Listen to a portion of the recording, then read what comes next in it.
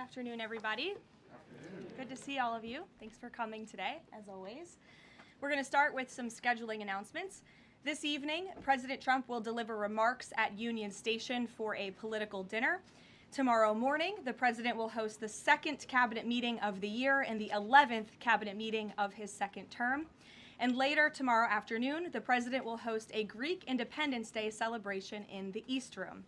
On Friday, the president will celebrate National Agriculture Day alongside nearly 1,000 farmers who are coming in from across the country for the first event of the season on the South Lawn, so pray for good weather, to highlight the president's successful policies in support of America's farmers, including efforts to lower input costs, open new trade markets, bolster the farm safety net, double the death tax exemption, end taxes on rural property loan interest, and create rural opportunity zones. Also, I'm pleased to announce that President Trump's meeting and a long-awaited meeting with President Xi in China will now take place in Beijing on May 14th and 15th. First Lady Melania and President Trump will also host President Xi and Madam Peng for a reciprocal visit in Washington, D.C. at a later date to be announced this year. Turning to the ongoing military operations in Iran, the United States military continues to decimate the terrorist Iranian regime's offensive and defensive capabilities. Just over 3 weeks in, it's abundantly clear that Operation Epic Fury has been a resounding military triumph. More than 9,000 enemy targets have been struck to date. Compared to the start of the operation, Iran's ballistic missile attacks and drone attacks are down by roughly 90%. The United States is also annihilating the Iranian regime's navy. We have destroyed more than 140 of their naval vessels, including almost 50 mine layers. This is the largest elimination of a navy over a 3-week period since World War II. Again, let me reiterate, this is the largest elimination of a navy on the face of the planet in a 3-week period since World War II. We are systematically dismantling Iran's defense industrial base, which will prevent future threats to the region. Our military also remains laser-focused on eliminating the regime's threat to the free flow of energy through the Strait of Hormuz. Over the weekend, we dropped several 5,000-pound bombs on an underground facility used to store equipment, including anti-ship cruise missiles and mobile missile launchers positioned along the coastline of the strait. Our military efforts grow more successful with each passing day, steadily degrading Iran's ability to terrorize merchant ships. For all of these reasons, we are very close to meeting the core objectives of Operation Epic Fury, and this military mission continues unabated. From the outset, President Trump and the Department of War estimated it would take approximately 4 to 6 weeks to achieve this critical mission. 25 days in, the greatest military the world has ever known is ahead of schedule and performing exceptionally. Day by day, the Iranian regime is being crippled, and their ability to threaten the United States and our allies is being significantly weakened. Their ambitions of building a nuclear weapon have also been crushed to an even greater degree than they were in Operation Midnight Hammer in June 2025. That's why you're beginning to see the regime look for an exit ramp. They recognize they are being crushed, their ability to attack American and ally forces, as well as their ability to defend their own territory is dwindling literally hour by hour. Following President Trump's powerful threat on Saturday evening, it was made clear to the United States that Iran wanted to talk. President Trump is willing to listen. As President Trump announced on Monday, the United States has been engaged over the last 3 days in productive conversations, which led the president to temporarily instruct the Department of War to postpone planned strikes against Iranian power plants and energy infrastructure only. The remaining elements of the Iranian regime have another opportunity to cooperate with President Trump, permanently abandon their nuclear ambitions, and cease actively threatening America and our allies. But the president's preference is always peace. There does not need to be any more death and destruction. But if Iran fails to accept the reality of the current moment, if they fail to understand that they have been defeated militarily and will continue to be, President Trump will ensure they are hit harder than they have ever been hit before. President Trump does not bluff, and he is prepared to unleash hell. Iran should not miscalculate again. Their last miscalculation cost them their senior leadership, their Navy, their Air Force, and their air defense system. Any violence beyond this point will be because the Iranian regime refused to understand they have already been defeated and refused to come to a deal. Here at home, we are now on day 40 of the Democrats' shutdown of the Department of Homeland Security. Democrats in Congress are forcing American travelers to wait in hours-long lines at airports across the country, robbing TSA officers and other federal workers of their hard-earned paychecks that they use to feed their families, and causing billions of dollars in damage to our economy. A father of 3 recently told CBS News that he felt he had no other choice but to quit his job as a TSA officer and find other work as the Democrats' shutdown of DHS continues. This is the quote from the father, and I encourage everyone to listen. "I think the hardest thing is seeing the struggle that my wife was going through and not trying to bring more stress to her," the father of 3 said, "but seeing her cry every night, how am I going to feed my family? How am I going to survive?" For the Democrats in Congress, the cruelty of this shutdown is the point. Nearly 500 TSA officers have quit since the Democrat shutdown began. President Trump, to alleviate this pressure, made the decision to send some of our amazing ICE agents to help alleviate that stress and address the long wait times. And for all of the critics of this solution a few days ago when it was proposed by the president, it is yielding results. Wait times have improved since ICE arrived, and they are doing everything in their power to help their fellow federal service members. But it's important to take a step back and remember, why is this even happening in the first place? For nearly 6 weeks, Democrats in Congress have kept DHS shut down because they care more about illegal aliens than American citizens. You have Democrat elected representatives in states across the country who are willing to inflict massive pain on their own constituents to fight for illegal aliens who broke our nation's laws to come here. In recent days, we saw the deadly consequence of this deranged policy of Democrat open borders and an illegal alien-first agenda. A beautiful 18-year-old girl, Sheridan Gorman, she was shot and killed in Chicago last Thursday morning while walking in a park with friends. The suspect in custody for murdering her is a Venezuelan illegal alien who was caught and released at the border by the Biden administration in May of 2023.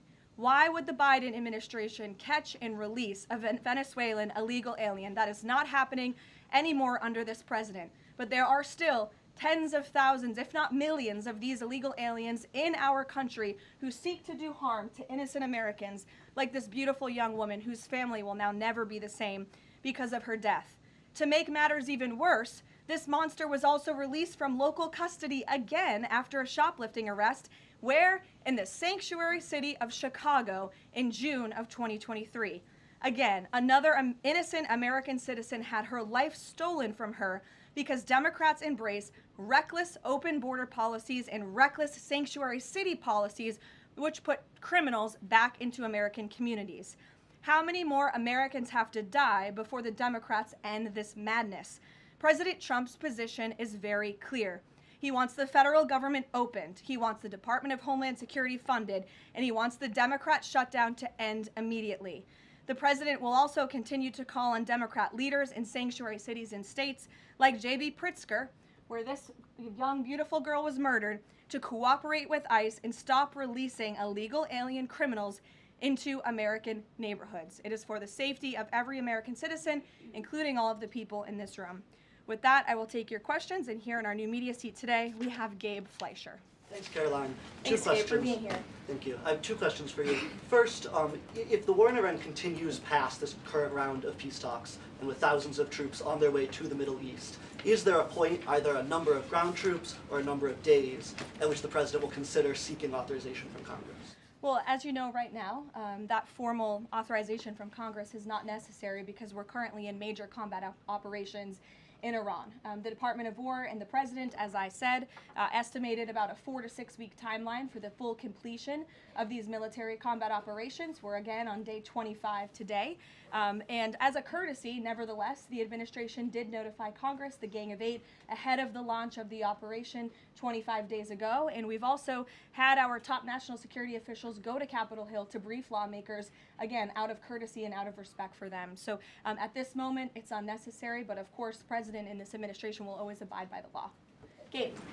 Or do you have a follow-up? Yes, thank Sure, you. go ahead. Second question, just in my reporting, I speak a lot to young voters, many of whom voted for President Trump for the first time in 2024, hoping to have no more wars and to have lower prices. Now, with the war taking place and with gas prices going up, curious what President Trump's message would be to those voters who kind of swung into his coalition in 2024, but maybe don't feel the administration is going as they had expected. President Trump is doing this for you. He's doing this for young people so that we are no longer threatened by a rogue terrorist regime in the Middle East that seeks to kill the brave men and women who serve in our country in the Middle East, many of them young people themselves, young men and women who serve this country honorably in uniform and have been threatened, killed, and maimed by the rogue Iranian terrorist regime for 47 years. President Trump finally had the courage to step up and do what's right by our national security, our homeland security. As for the temporary short-term fluctuation in gas prices, the president has said once these combat operations are over, this administration is going to continue to unleash American energy dominance. We're continuing to do that every day, and we're going to see prices at the pump go back down, just as we have over the past year because of this president. And don't think for 1 second if the Democrats had their way, gas prices would be as they were under the previous administration, the Biden administration, record highs. This president is keeping them as low as he can during this short-term combat operation, and they're going to go right back down when this is over. Gabe. Thank you, Caroline. Just within the past few hours, Iranian state TV has said that Iran has rejected the U.S.'s 15-point plan to end the war. What's the White House's response to that, and have these talks hit a dead end? They have not. Talks continue. They are productive, as the president said on Monday, and they continue to be. However, I saw a 15-point plan that was floated in the media. I would caution reporters in this room from reporting about speculative points or speculative plans from anonymous sources. The White House never confirmed that full plan. There are elements of truth to it, but some of the stories I read were not entirely factual. So I am not going to negotiate on behalf of the president here at the podium. What I will tell you is these talks are ongoing. We're not going to get into the nitty-gritty details that have been exchanged between the United States and Iran at this time. Well, yesterday the president mentioned a very big present that the Iranians had given the U.S. He wouldn't go into detail, but was it that ship that was carrying 2 million barrels of oil that made it through the state of Hormuz? I'll let the president speak on that at the appropriate time. And then finally, Caroline, today Iraq's government reportedly is planning to lodge a protest with the U.S. According to the Wall Street Journal. There was an attack in Iraq that hit a military clinic, killing 7 soldiers reportedly. What's the U.S.'s response to that? Was the U.S. responsible for that attack? I'll have to check in with the Pentagon on that, and we'll get you an answer. Ryan. Thank you, Caroline. Too, if I may. Speaker Johnson today described the conflict as wrapping up, but the 82nd Airborne Division, they're typically deployed at the beginning of conflicts. So does the White House consider this conflict as wrapping up, or is it changing shape? As I said at the beginning of my remarks, we are meeting our goals of Operation Epic Fury expeditiously. The president likes to maintain options at his disposal. It's the Pentagon's job to provide those options to the commander-in-chief. For any specifics on troop deployments, though, I would point you to the Pentagon.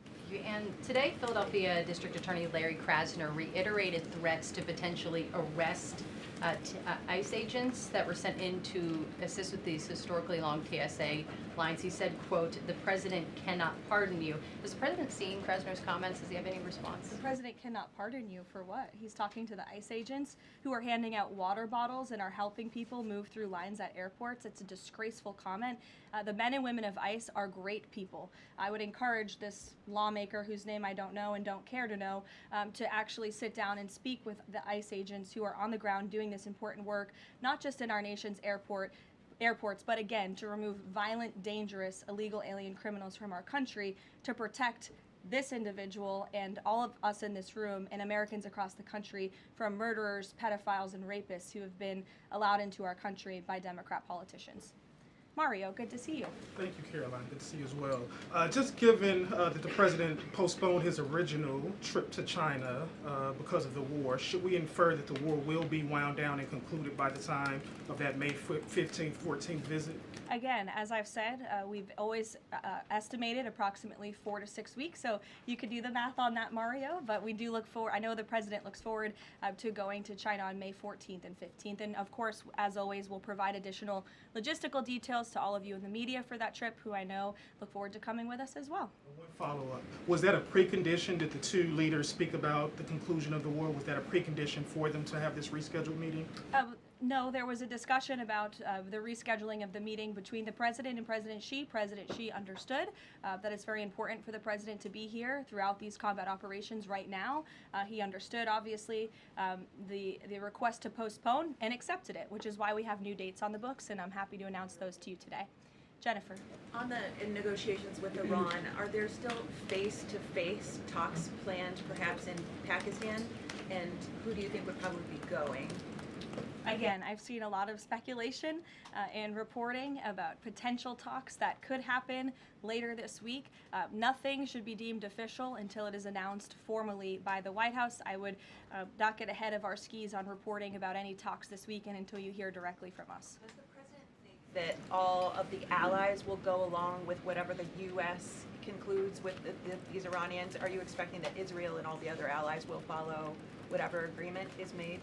I think the president has shown that he is absolutely the leader of the free world, the head of the most powerful military in the world, and in various examples, so the 12-day war between Iran and Israel, the ceasefire between Israel and Gaza, the president has shown a very unique skill at getting our allies to get on board with what's in the best interest of the United States, but also the world in cases of foreign policy like this.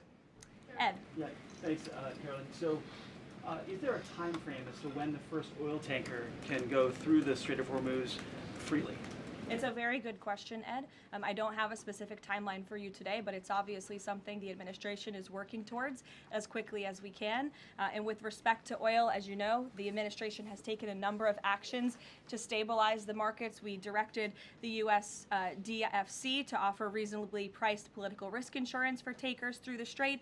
We issued that temporary waiver to allow countries to purchase sanctioned Russian oil to alleviate global pressures. We're working with the IEA to coordinate the release of another 400 million barrels. We issued that 60-day Jones Day Act waiver. And then just today, EPA Administrator Lee Zeldin, if you missed it, in consultation with the Department of Energy, announced a temporary emergency fuel waiver to allow nationwide sales of E15, gasoline blended with 15% ethanol, to remove all federal impediments to selling E10 gasoline across the country. The emergency fuel waiver will temporarily waive the summer low volatility requirements and blending limitations for gasoline to provide additional flexibility to the fuel marketplace. So as far as tankers through the strait, something we're tracking very closely, but obviously the administration is coming up with creative new solutions by the day to keep the price of oil stable, something the president wants to see. And I know Secretary Bessent, Secretary Wright, Secretary Burgum, EPA Administrator Zeldin are all working together closely to find ways to do that. The president gave that 5-day timeline for pause in operations. Would a tanker going through the Strait of Hormuz be one of the conditions that he would extend that? That's only something the President of the United States can answer. I won't get ahead of him. How about on TSA? Can I ask you about the TSA lines? Sure. Are the TSA lines, we've all seen the video of that from various airports, is that going to be what ends the stalemate in Congress to get DHS funded? Well, look, it's the Democrats who have led to this stalemate over the past 6 weeks. The president and the Republicans' position has been very clear. Fund the Department of Homeland Security.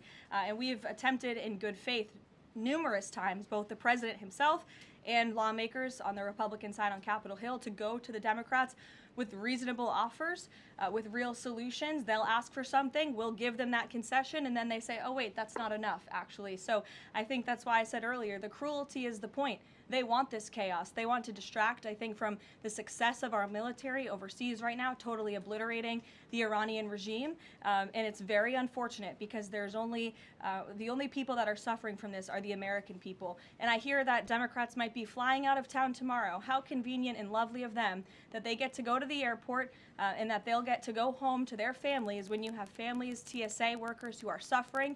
You have people across the country who are missing flights for funerals and for work commitments because of Democrat politicians on Capitol Hill. Mary, in the back. Thanks, Caroline. Glad to see you have a seat now. I do. Thank you. Is the White House satisfied with Republican leadership's efforts on the Save America Act?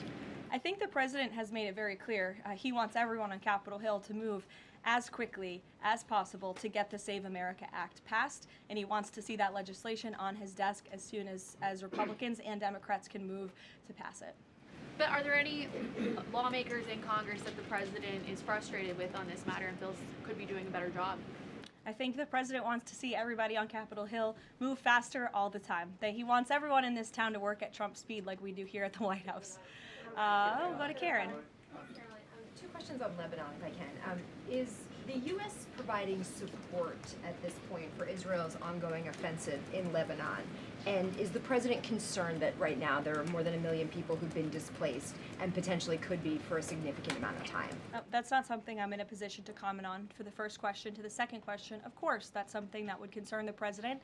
I think that's why he's again quickly moving to eliminate the threat of the Iranian regime in the Middle East, including weakening their proxies like Hezbollah, who have terrorized Lebanon for far too long.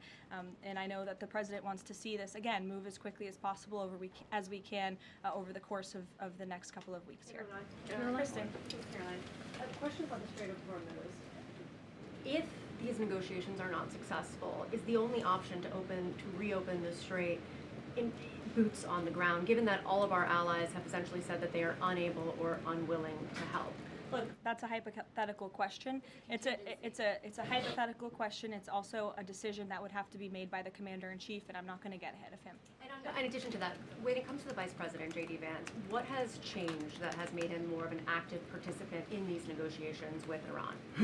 I don't think anything has changed. The Vice President has always been a key member, the President's right-hand man, and a key member of the President's national security team. He's been part of these discussions throughout this entire course of the administration with respect, again, to the 12-day war that the President and his national security team negotiated a solution to, with respect to the ceasefire between Israel and Gaza and the release of the hostages, which there was a lot of criticism that couldn't get done, and it did. The Vice President has been by the President's side every step of the way, and any reporting otherwise is just completely false. I see him in the room. Again, the President seeks his counsel on all matters, both foreign and domestic. Can you just tell us who exactly the U.S. is negotiating with in Iran, and why the U.S. and this administration trusts that person? Again, as I said to Gabe's question earlier, we're not going to get into the details of these negotiations and conversations that continue to take place, as of course you can imagine. They are very sensitive diplomatic discussions. And I would reiterate, I do recall giving all of you the same answer when we were negotiating the ceasefire between Israel and Gaza. I gave you the same answer throughout the 12-day war between Iran and Israel. Gave you the same answer with respect to many of the other global conflicts that this administration has negotiated solutions to. President Trump is going to give his diplomats the freedom that they need to have these sensitive diplomatic discussions without negotiating and litigating them through the news media. Fran.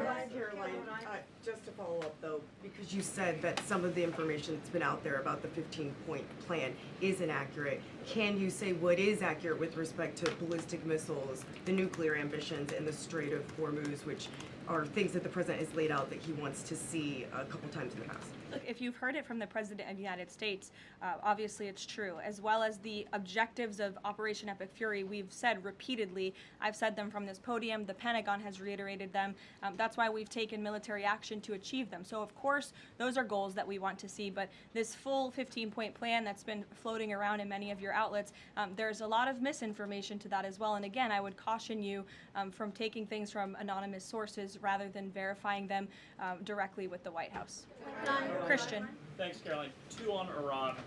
First, would the president consider loosening asylum restrictions for Iranians trying to flee the country right now? Again, that's a question for the president. I won't get ahead of him on that. I haven't talked to him about that. Okay. And then secondly, you mentioned at the top that Iran would be hit harder than they have been to this point if they don't recognize the fact that they're losing this war. Could those strikes happen before this 5-day negotiating window closes if the president doesn't think they're negotiating in good faith? You're asking me to tell you if the commander-in-chief would authorize very strong strikes against the Iranian regime. That's not something I would ever reveal from this podium, true or not. Phil. Here, in the back. Thank you, Caroline. I was wondering if you would respond to some of this criticism of the administration from past allies like Joe Kent, who have said that the president's red line shifted from Iran cannot obtain a nuclear weapon to Iran cannot pursue nuclear enrichment. What is the administration's response to that criticism? I think the president and I have both strongly responded to the criticism by Mr. Kent who unfortunately resigned in disgrace and accused the president of basically being controlled by foreign countries and foreign manipulation, which is a ridiculous and laughable assertion. So his accusations have zero credibility as far as this White House is concerned. The question of the red line shifting from no nuclear weapon to no nuclear enrichment, is there any substance to that argument? I think the president has been quite clear in what he wants to see from the Iranian regime, which is why he chose to launch Operation Epic Fury in the first place. Reagan. Thank you, Caroline. I have a question for you on the SAVE Act, and I'd like to follow up on the DHS shutdown. Sure. First, Senator The Mike Save Lee. America Act. Save America Act. The president corrected me yesterday. That was my fault. Senator Mike Lee said it's essentially impossible to pass the Save America Act through reconciliation. What's your reaction to that? Is the president worried that that strategy might fail? I think he's willing to try all strategies. I spoke with him about this yesterday, and he said if we can make it work through reconciliation, let's absolutely do that. These, again, are common sense policies that are backed by the vast majority of voters across this country. The only people in this country who don't support them are politicians on Capitol Hill, and you all should ask them why they don't want voter ID, why they don't want proof of citizenship to vote in our nation's elections. Again, these are common sense proposals that are wildly popular, and the president is willing to use any means necessary to get this legislation passed and onto his desk. And then on the DHS shutdown, do you expect deportations to decrease while ICE is in the airports? And what are the trade-offs of having ICE in the airports right now? Well, to address this obviously short-term problem and the chaos that has been sowed by these Democrats on Capitol Hill, to address the lines and to get Americans traveling and get them to where they need to be.